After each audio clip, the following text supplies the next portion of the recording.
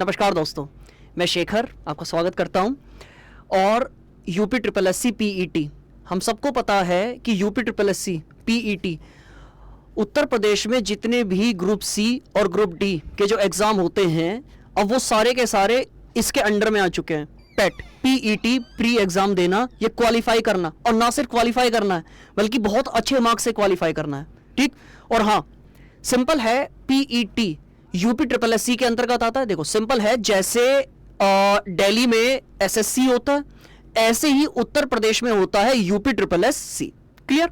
अब अगर हम बात करें पेट, तो जैसे स्टार्टिंग अगर करें तो यकीन बैच, और इसमें मैं शेखर आपको जो हिस्ट्री वाला पोर्शन है वो कवर करवाऊंगा, और प्लस क्योंकि उत्तर प्रदेश से संबंधित एग्जाम है तो यूपी स्पेशल भी टॉपिक्स आएंगे। तो जो यूपी स्पेशल वाला पोर्शन होगा, चाहे वो यूपी स्पेशल हिस्ट्री हो, चाहे वो पॉलिटी हो, चाहे वो ज्योग्राफी हो, चाहे वो एनवायरमेंट हो, जो यूपी स्पेशल टॉपिक्स हैं वो भी आपको मैं ही कवर करवाऊंगा। तो सबसे पहले हम सिलेबस के बारे में जान लेते हैं, क्योंकि पेट का जो सिलेबस है ना वो एक लिमिटेड है। ऐसा नहीं है कि इसमें हमें पूरी की पूरी हिस्ट्री को पढ़ना पड़ेगा, बहुत लिमिटेड है। और क्योंकि मैंने 2 बार पीईटी दिया हुआ है और फर्स्ट टाइम मेरे 88 के आसपास मार्क्स थे 2021 में, और जो 2022 में थे उसमें मेरे 83 के आसपास मार्क्स थे। तो दोनों बार मेरी जो परसेंटाइल गई है वो 99 परसेंटाइल से ऊपर ही है। तो अच्छा खासा एक्सपीरियंस है मुझे UP triple S C PET का, कि इसमें कैसे कैसे क्वेश्चन बनते हैं और कैसे कैसे जो क्वेश्चन है वो सही होने वाले हैं।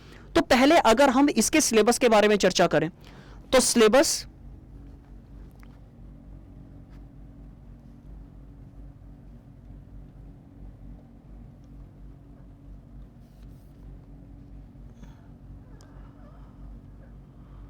ठीक है। सिलेबस में तो देखो, इंडियन हिस्ट्री सिलेबस में हमें देखने को मिलेगा, ये यहां पर नंबर लिखे हुए हैं 5 मार्क्स का, तो ये हो गया। और इसके बाद में भारतीय राष्ट्रीय आंदोलन, जो इंडियन नेशनल मूवमेंट है, ये भी 5 मार्क्स का है। तो अब देखिए, इतिहास एक तरीके से पेट में 10 नंबर का आने वाला है।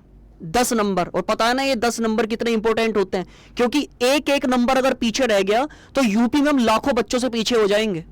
एक नंबर यहां बहुत इंपॉर्टेंट होता है, और यहां तो 10 नंबर का ही आ रहा है। तो सबसे पहले अगर हम बात करें भारतीय इतिहास में, सिंधु घाटी सभ्यता हो गया, इंडस वैली सिविलाइजेशन के बारे में पढ़ना है। इसका मतलब सिंपल है, जो प्राग ऐतिहासिक काल है, वो कहा जाता है ना पाषाण काल, नव पाषाण काल, पुरा पाषाण काल, कुछ नहीं पढ़ना है, क्योंकि सिंपल इन्होंने लिखा हुआ है सिंधु घाटी सभ्यता, और ये लिखा हुआ, तो इससे पहले का पढ़ने का कोई फायदा नहीं है। तो सिंधु घाटी सभ्यता पढ़नी है। इसके बाद में वैदिक संस्कृति, वैदिक संस्कृति मतलब वो होता है ना वेदों के बारे में, सारे के सारा जो वैदिक काल है उसे पढ़ना है। बौद्ध धर्म, गौतम बुद्ध के बारे में पढ़ना है। जैन धर्म, अब देखो कितना सिंपल है, जैन धर्म लिखा हुआ है लेकिन डैश करके लिखा है महावीर स्वामी, क्योंकि जैन धर्म में टोटल 24 तीर्थंकर हुए, सबके बारे में नहीं पढ़ना है, केवल और केवल जो महावीर जी हैं इनके बारे में पढ़ना है। फिर मौर्य वंश, और मौर्य वंश में डैश करके लिखा है सम्राट अशोक, तो अशोक को ज्यादा यहां पर हाईलाइट करना है। गुप्त वंश में नाम लिखे हुए हैं चंद्रगुप्त, समुद्रगुप्त, चंद्रगुप्त द्वितीय, जिन्हें विक्रमादित्य भी कहा जाता है। हर्षवर्धन के बारे में पढ़ना है, राजपूत काल, सल्तनत काल, मुगल, मराठा, ब्रिटिश, और ये भी ब्रिटिश। तो ये सब करना है। तो ये तो एक तरीके से हमारा एंशियंट और मिडियवल हो गया है। इसके बाद अगर हम देखें तो ये है भारतीय राष्ट्रीय आंदोलन। भारतीय राष्ट्रीय आंदोलन में स्वाधीनता, एक तरीके से ये देखो मॉडर्न इंडिया का जो पार्ट है वो है ये। तो एंशियंट और मिडिएबल 5 नंबर के हैं, और मॉडर्न जो है ये भी 5 नंबर का है। तो टोटल ये कितने हो गए हैं, 10 मार्क्स। तो 10 मार्क्स की जो हिस्ट्री है वो है आपके सिलेबस में। क्लियर। अब अगर ये जैसे ये इंट्रोडक्शन की क्लास है, और जब बैच कब शुरू हुआ था तो मैंने आपको बताया था कि इतिहास को हम कहानी के रूप में पढ़ेंगे। ठीक, कहानी के रूप में इस प्रकार से पढ़ा जाएगा कि चीजें हमारे दिमाग में बैठ जाएं। क्योंकि पता है बात क्या होती है, हिस्ट्री में सबसे इंपॉर्टेंट, या एक तरीके से इंपॉर्टेंट न कह के मैं टफ कहूं कि सबसे टफ चीज क्या होती है, सबसे टफ चीज होती है राजाओं का एक तो नाम याद करना। और मान के चलो राजाओं का नाम हो भी गया, राजाओं का नाम जो है वो याद हो गया, कोई दिक्कत नहीं। उसके बाद दिक्कत आती है कि वो कब से लेके कब तक राजा रहे थे, ड्यूरेशन भी याद करनी पड़ती है। ये सबसे मतलब एक तरीके से टफ चीजें होती हैं जो हिस्ट्री को बहुत बोरिंग सब्जेक्ट बना देती हैं। लेकिन हिस्ट्री है क्या, कहानियां ही तो हैं, और कहानियां सुनने में कितना अच्छा लगता है वो तो हम सबको पता है, बचपन में सबने कहानियां सुनी हुई होती हैं। तो इस इतिहास को हम कहानी के रूप में ही पढ़ेंगे, और जो राजा महाराजाओं का नाम है और ये ड्यूरेशन है, जब आपके सामने ऑप्शन आएंगे तो वो अपने आप सॉल्व होने वाला है। ठीक, लेकिन कहानियों के रूप में इसे याद करना है। अब हम देखें, जैसा हमारा सिलेबस है सिंधु घाटी सभ्यता, तो सिंधु घाटी सभ्यता से ही अगर मैं स्टार्ट करूं तो इंडस वैली सिविलाइजेशन या सिंधु घाटी सभ्यता। अब सिंधु घाटी सभ्यता दुनिया की सबसे पुरानी शहरी सभ्यता मानी जाती है। वैसे इससे पहले की एक सभ्यता है, और वो सभ्यता मतलब सिविलाइजेशन, वो मानी जाती है मेसोपोटामिया की सभ्यता, लेकिन वो ग्रामीण सभ्यता थी। तो सबसे पहले मेसोपोटामिया ग्रामीण सभ्यता, लेकिन दुनिया की सबसे पुरानी जो शहरी सभ्यता है वो है सिंधु घाटी सभ्यता। अच्छा, एक क्वेश्चन हमारे दिमाग में उठना चाहिए कि जितनी भी ये सभ्यताएं हैं वो हमेशा नदी के किनारे ही क्यों मतलब बनती हैं? सिंपल, एक व्यक्ति को रहने के लिए क्या चाहिए? पानी चाहिए, पानी की उपलब्धता हो, प्लस अच्छी जमीन होगी तो खेती अच्छे से कर सकते हैं। और नदी के किनारे अगर हम रहेंगे तो स्वच्छ पानी पिएंगे, इसकी प्रॉब्लम दूर हो गई। प्लस और क्या होगा, नदी के जो किनारे की जमीन होती है वो फर्टाइल होती है, तो खेती अच्छी से कर पाएंगे, तो पीने को पानी अच्छा मिल रहा है, और खेती इतनी अच्छी हो रही है तो फसल अच्छी पैदा हो रही है। तो और इंसान को रहने के लिए क्या चाहिए? इसीलिए क्या होता है कि जो पुरानी सभ्यताएं जन्मी थी, या आज भी अगर मैं कहूं तो इंसान सबसे ज्यादा प्रीफर नदी के पास वाले जो क्षेत्र होते हैं वहीं पे प्रीफर करता है। अच्छा, नदी के इतना पास भी नहीं जाना कि नदी के किनारे पे घर बना लिया और बाढ़ आ गई और डूब गए, इतना भी नहीं पास जाना है, समझ रहे हैं? ठीक है, तो सिंधु घाटी सभ्यता हो गई। सिंधु घाटी सभ्यता जब खत्म हुई, ठीक, इसके बाद में छोटे छोटे महाजनपद बने। ठीक, पहले जनपद बने, फिर बने महाजनपद। अच्छा, आज की क्लास में जो भी ये इंट्रोडक्शन की क्लास है, मैं पूरी की पूरी एंशिएंट हिस्ट्री आपको कहानी के रूप में समझाऊंगा। ठीक, और इस चीज से एक चीज क्लियर हो जाएगी कि इतिहास को हम किस तरीके से कहानी के रूप में पढ़ने वाले हैं। अब देखो, सिंधु घाटी सभ्यता है तो कभी ना कभी ये सभ्यता खत्म होगी। तो जब ये सभ्यता खत्म हुई उसके बाद में शुरू होता है। अच्छा, अगर मैं टाइमलाइन की बात करूं तो जो सिंधु घाटी सभ्यता का टाइमलाइन है,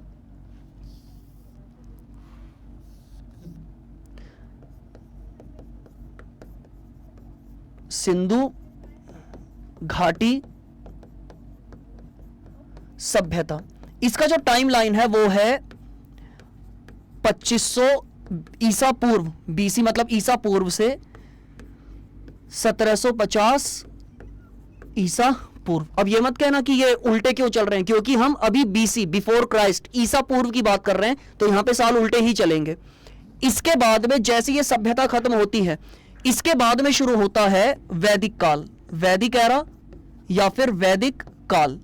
वैदिक काल का टाइम माना जाता है 1750 ईसा पूर्व से 600 ईसा पूर्व। अच्छा, वैदिक काल क्या का मतलब है? इसी काल में जितने भी वेद हैं वो सब बने थे। 4 वेद है ना हमारे, तो सभी वेदों का निर्माण, या एक तरीके से निर्माण नहीं कह सकते, वेद जो लिखे गए थे, उपनिषद जो लिखे गए थे, पुराण जो लिखे गए थे, वो सारे इस काल में लिखे गए थे, इसलिए इसे वैदिक काल कहा जाता है। नेक्स्ट, इसके बाद आते हैं महाजनपद। महाजनपद, तो महाजनपद स्टार्ट होते हैं 600 ईसा पूर्व में। ठीक, तो 16 महाजनपद थे। मतलब एक तरीके से यह समझो कि ये जो हमारा इंडिया है, ये जो हमारा इंडिया है, यहां पर 16 जो थे वो महाजनपद बन गए थे। एक तरीके से 16 बड़े बड़े राज्य, 16 राज्य बन गए। ठीक, अब 16 राज्यों में जो सबसे पावरफुल महाजनपद था वो था मगध महाजनपद। तो मगध महाजनपद ने बाकी के सारे महाजनपदों पर अधिकार किया, और पूरे इस क्षेत्र पर, पूरे क्षेत्र पर एक ही जनपद या एक ही आ गया, और उसका नाम क्या था? मगध महाजनपद। क्लियर? अब पूरे भारत पर एक ही वंश राज कर रहा है, या एक ही साम्राज्य है, और वो है मगध साम्राज्य। अब सिंपल है, कोई साम्राज्य आता है तो उसमें कई वंश आते हैं। जैसे आपने कभी पढ़ा होगा, जो दिल्ली सल्तनत रही थी मध्यकालीन भारत में, तो दिल्ली सल्तनत में सबसे पहले गुलाम वंश, उसके बाद खिलजी वंश, फिर तुगलक वंश, फिर सैयद वंश, फिर लोधी वंश। वंश चेंज होते रहते हैं। अंतर क्या होता है? एक राजा है, उस राजा की मृत्यु हुई और उसका बेटा ही राजा बन गया, तो वंश चेंज हुआ? नहीं, वंश चेंज नहीं हुआ। लेकिन एक राजा की हत्या उसके सेनापति ने करी या किसी और राजा ने करी, तो वो जब राजा बनेगा तो वंश चेंज हो जाएगा, लेकिन साम्राज्य क्या रहेगा? साम्राज्य वो ही रहेगा। तो मगध साम्राज्य, मगध साम्राज्य आया। और इस पर जो मगध साम्राज्य है, इस पर सबसे पहला वंश जो है वो कौन सा आया था? इसमें जो सबसे पहला वंश था उसका नाम था पितृहंता वंश। पितृहंता वंश, या इसे एक और नाम जाना जाता था हर्यक वंश। तो सबसे पहले पितृहंता वंश और हर्यक वंश आया। इसके बाद में एक और वंश आया जिसे कहा जाता था शिशुनाग वंश।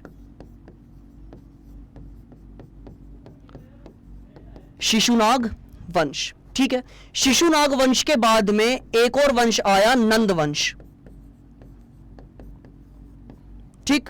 और नंद वंश जैसे ही खत्म हुआ तो इसके बाद में आ गया मौर्य वंश या मौर्यन एम्पायर।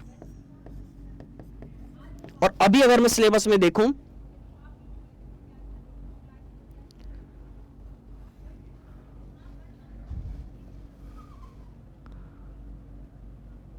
ये देखें सिलेबस में मौर्य वंश सम्राट। तो मौर्य वंश किस तरीके से देखें, सबसे पहले सिंधु घाटी सभ्यता मैंने बताई, इसके बाद में क्या आया?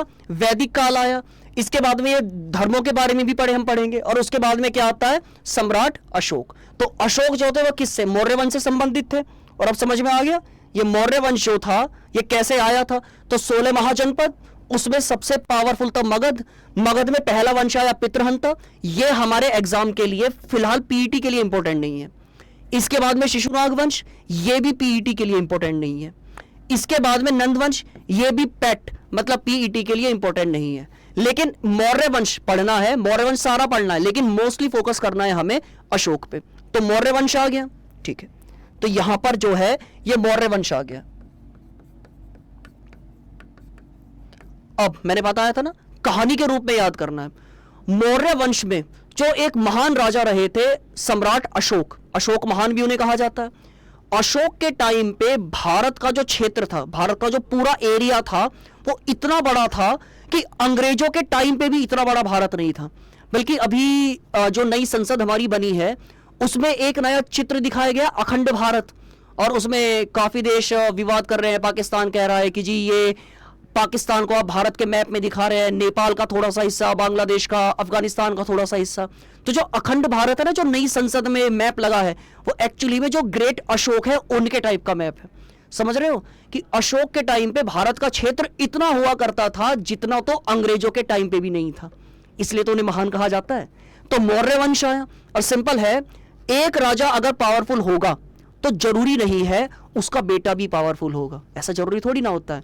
तो एक वंश है तो कभी ना कभी वो खत्म जरूर होगा। खत्म कैसे होगा? कि उसका कोई कमजोर राजा आएगा, उसका सेनापति उसकी हत्या कर देगा, या कोई और राजा उसकी हत्या कर देगा, तो वंश खत्म हो जाएगा। तो मौर्य वंश के खत्म होने के बाद भारत में कुछ छोटे छोटे वंश आए। और जो भारत में जो छोटे छोटे वंश आए उनमें से जो सबसे पहला था वो था शुंग वंश।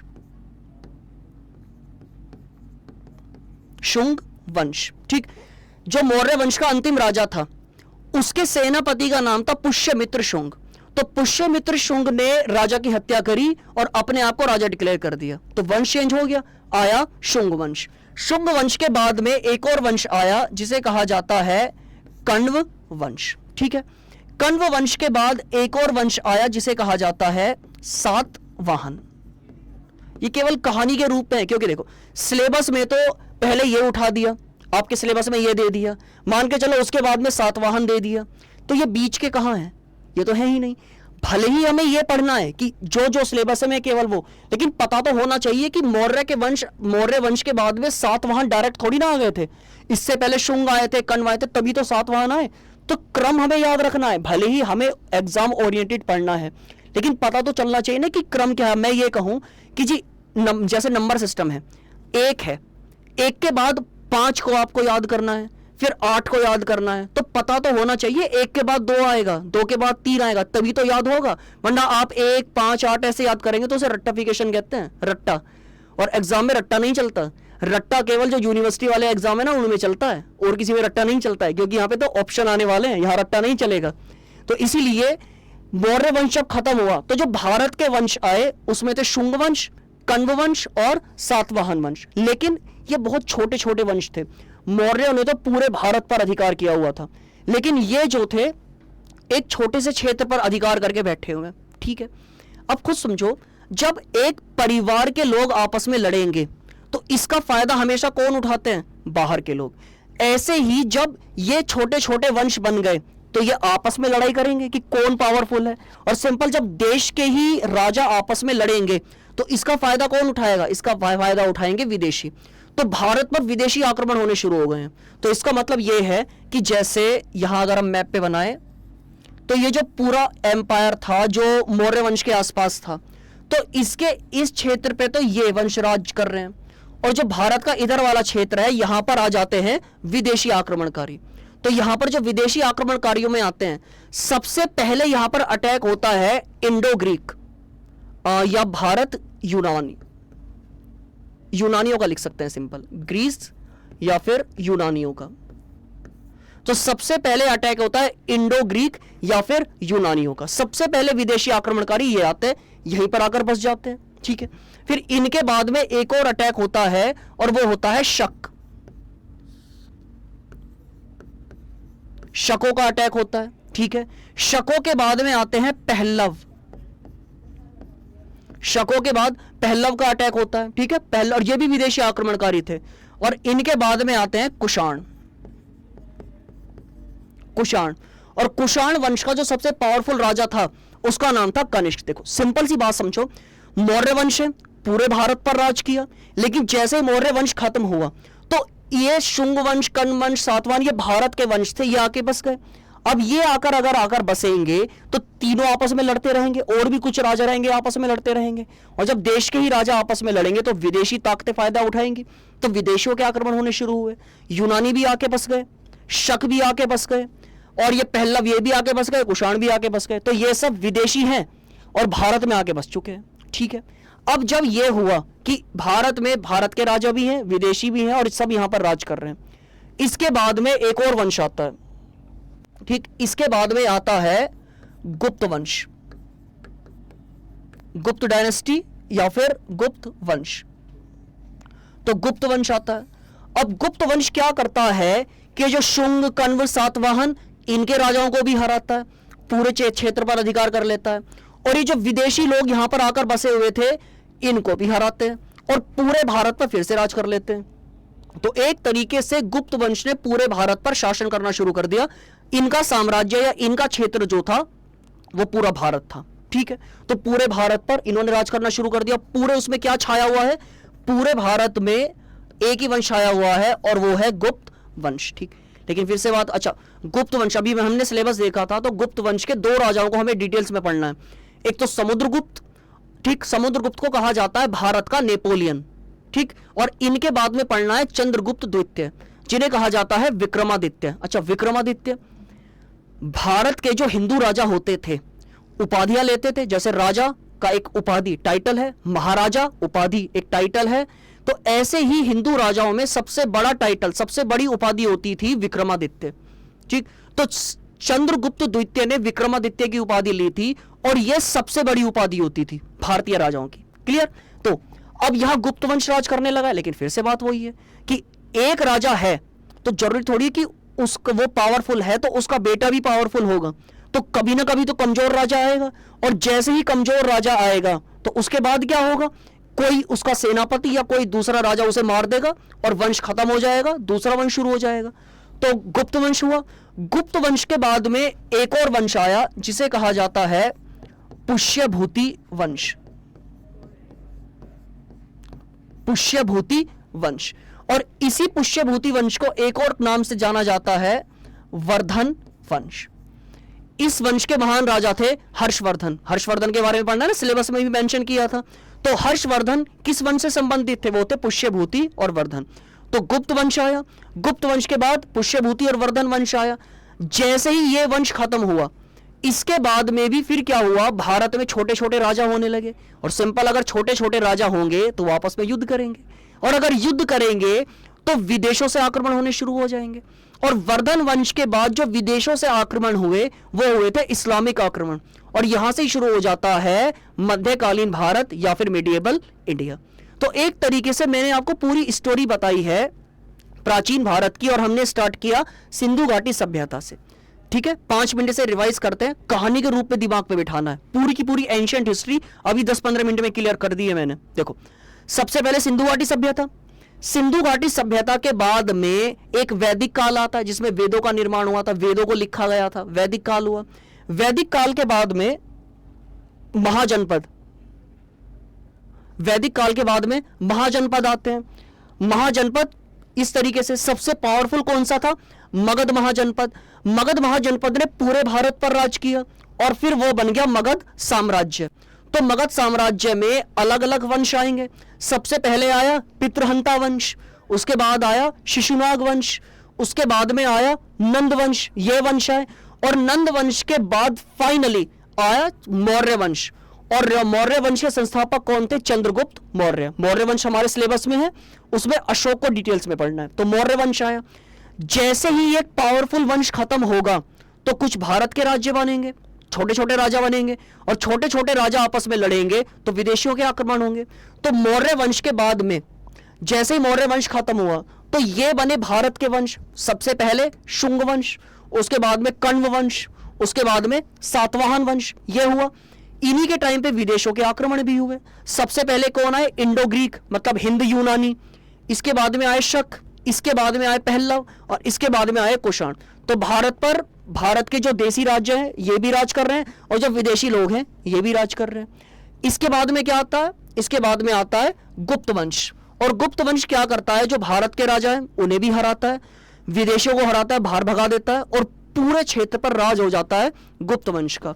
गुप्त वंश जैसे ही खत्म होता है, इसके बाद में आता है वर्धन वंश। ठीक, और क्योंकि इस वंश की स्थापना की थी पुष्यभूति वर्धन ने, तो इसलिए इसे कहा जाता है पुष्यभूति वंश भी।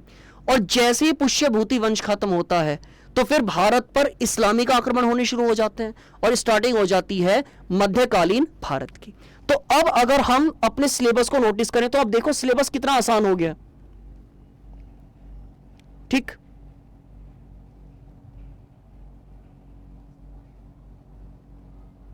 देखो अब सिलेबस में अगर हम देखें, सिंधु घाटी सभ्यता, इसके बारे में मैंने बताया कि हमेशा जो इंसान होंगे वो नदियों के किनारे बसेंगे, और एक शहर नहीं बसेगा, कई सारे शहर बसेंगे। तो सिंधु घाटी सभ्यता तो पूरी सभ्यता हुई, उसमें अलग अलग शहर हैं, जैसे हड़प्पा है, मोहनजोदारो है, लोथल है, राखीगढ़ी है, ये अलग अलग शहर हैं। तो इसके बारे में पढ़ना है। वैदिक सभ्यता मतलब जहां पर वेदों का निर्माण हुआ, ये पढ़ लीजिए। बौद्ध धर्म, जैन धर्म को पढ़ना है। मौर्य वंश, अभी मैंने बताया मौर्य, नंद वंश को खत्म करके मौर्य वंश आया, तो मौर्य वंश देखो यहां पर हो जाएगा। गुप्त वंश, गुप्त वंश में किसे पढ़ना है? समुद्रगुप्त को और चंद्रगुप्त द्वितीय को। मैंने बताया ना, मौर्य वंश के बाद जो भारत के राजा बने, जो विदेशी बने, उन सबको हराया गुप्त वंश के राजाओं ने। तो ये सब हो चुका है। इसके बाद में हर्षवर्धन। तो ये जो पूरा है, इतना इतना है ये प्राचीन भारत।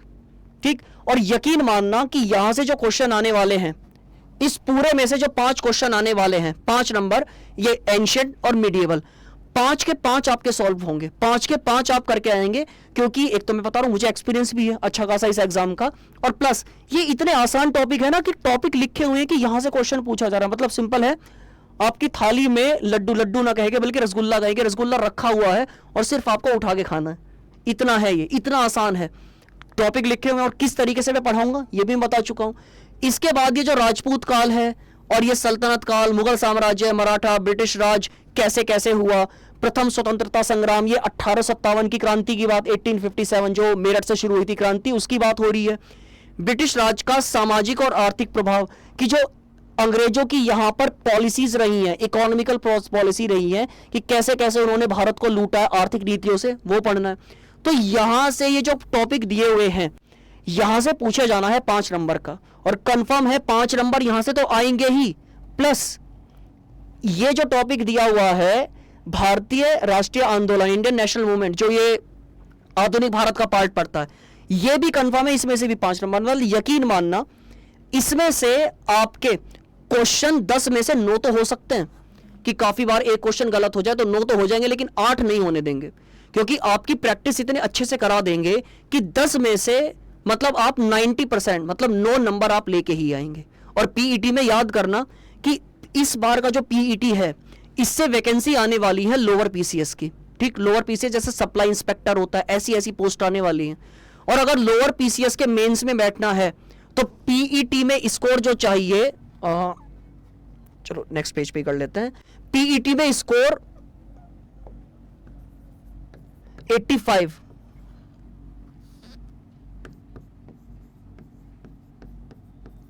पिचासी से ज्यादा नंबर चाहिए।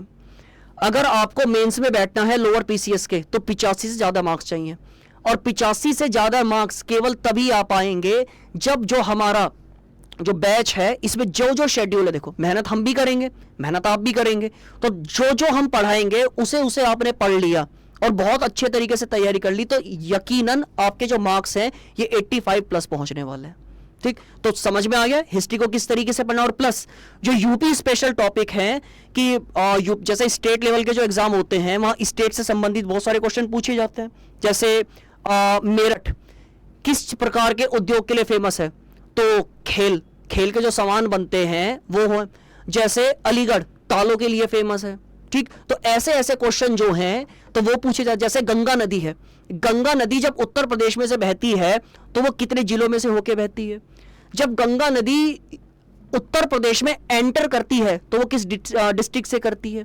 और जब उत्तर प्रदेश से वो बिहार में जाएगी तो किस जिले से वो एग्जिट करेगी। यमुना नदी किस जिले से एंटर करती है, यमुना नदी कितने जिलों में बहती है। ये सब होते हैं यूपी स्पेशल जो यूपी के एग्जाम में पूछे ही जाते हैं। तो ये भी क्वेश्चन या ये वाला पोर्शन भी आपको मैं ही कंप्लीट कराऊंगा। ठीक है, तो इस तरीके से ये हिस्ट्री की जो इंट्रोडक्शन, एंशिएंट हिस्ट्री का जो इंट्रोडक्शन था वो मैंने आपको करा दिया। तो इसके बाद जो नेक्स्ट क्लास होगी उसमें हम क्या सीखेंगे, इसी तरीके से जो मध्यकालीन भारत और मतलब मिडिवल इंडिया और जो आधुनिक भारत, इसका कंप्लीट जो एनालिसिस एक तरीके की कहानी के रूप में सीख लेंगे। अब आप एक काम करना, एंशिएंट इंडिया का ना कोई सा भी टॉपिक उठा लेना, कोई सा भी। आपको ये जो 5-10 मिनट की मैंने स्टोरी बताई थी सिंधु घाटी सभ्यता से लेके और वर्धन वंश तक का, कोई भी आप टॉपिक उठाएंगे ना आपको लगेगा कि हाँ यार ये तो मुझे पता है। कहानी में यही तो पावर होती है, क्योंकि इसे हमारा दिमाग बहुत जल्दी ग्रैब कर लेता है, बहुत जल्दी सोख लेता है। ठीक, तो नेक्स्ट क्लास में जो मध्यकालीन भारत और आधुनिक भारत है उसके बारे में पढ़ेंगे। सही है, तो मिलते हैं फिर नेक्स्ट सेशन में। धन्यवाद।